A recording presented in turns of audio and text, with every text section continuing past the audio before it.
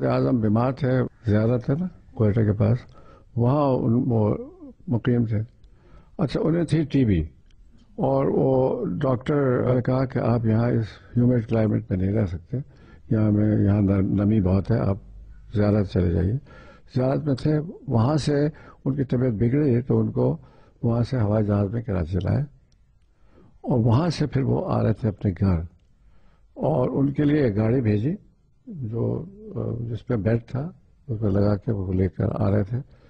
اور وہ رات کا وقت تھا، 11 بجے تھے شاید، وہ لے کر آ رہے تھے. جب کرنگی کے پاس پہنچے تو ڈاکٹروں کے ساتھ تھا. ڈاکٹر کا یہ تو ختم ہو گیا، اور ان کا وہیں انتقال ہو گیا راستے میں. کوئی اٹینشن نہیں ملی انہیں میڈیکل.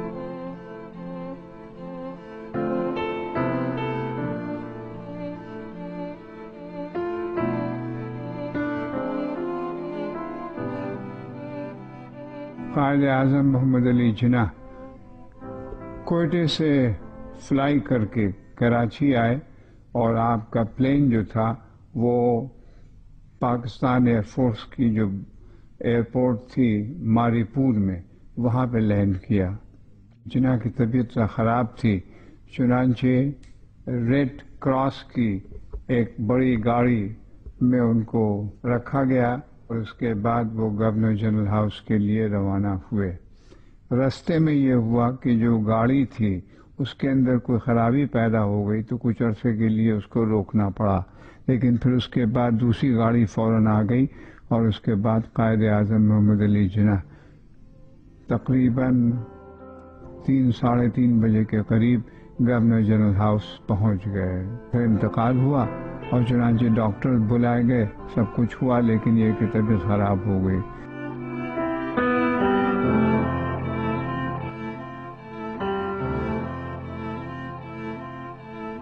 فوراً اس کی اناؤنسمنٹ ریڈیو پہ آنی شروع ہوئی، اور جب ریڈیو پہ تقریباً مجھے یاد ہے، جہاں تک یاد ہے وہ کچھ 9 یا 9:30 بجے ہوں گے صبح کو، جب اناؤنسمنٹ ہوا تو میرے خیال میں شاید ایک بندہ بھی نہیں ہوگا کو پاکستان میں جو رو نہیں رہا. ایسا معلوم ہوتا تھا کہ کسی کا اپنے گھر کا بزرگ کوئی مر گیا.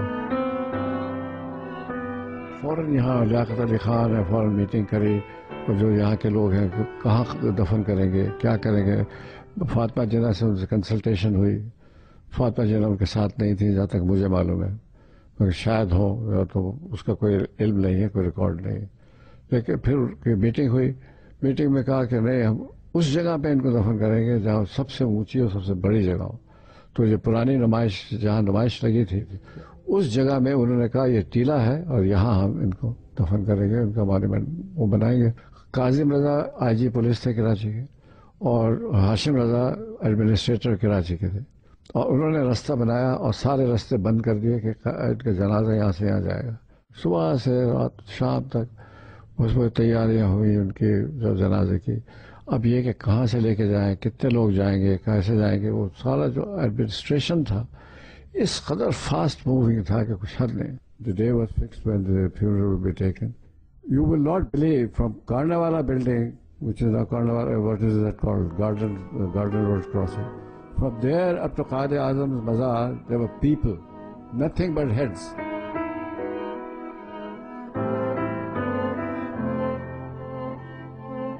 گن کیریج پہ انہوں نے میت رکھی، اور پھر ہاتھ سے لے کے وہ وہاں سے لے کے جہاں رہ رہے تھے وہ فلیر ہال کے سامنے رہتے تھے، وہاں سے لے کے پھر لوگ پیدل ان کو لے کے آئے، جو آپ گاندھی گارڈن کا رستہ ہے وہاں تک لائے، اور پھر ایک دم جو جمشید روڈ ہے، بڑا روڈ ہے، اس پہ آگے لوگ. جو شخص بھی تھا وہاں وہ آنسوؤں سے رو رہا تھا. سب کے ہاتھ میں رومال تھے، اور بڑے سے بڑا جنرل، بڑے سے بڑا منسٹر، سب کا سب یہ حال تھا کہ وہ، اور there were at least 1 million people following that court، اور سب روتے اور واویلا کرتے جا رہے.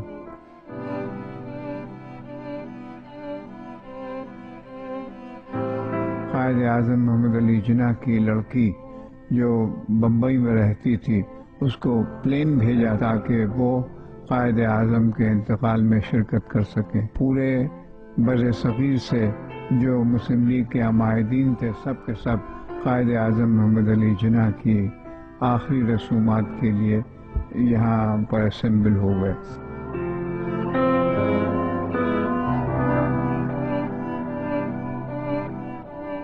علامہ عثمانی نے پھر وہاں جا کے پھر ان کو رکھا، اور پھر لوگوں نے پھر صفحے بنا کے پھر علامہ عثمانی نے نماز پڑھائی۔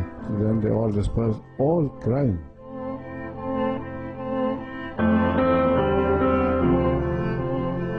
سب دعا یہی کر رہے تھے کہ اللہ تعالیٰ پاکستان قائم رہے، قائد اعظم محمد علی جناح ایک سایہ ہیں، اور جب تک پاکستان قائم ہے قائد اعظم محمد علی جناح کا نام روشن رہے گا، اور قوم جو ہے ان کی خدمت کرتی رہے گی۔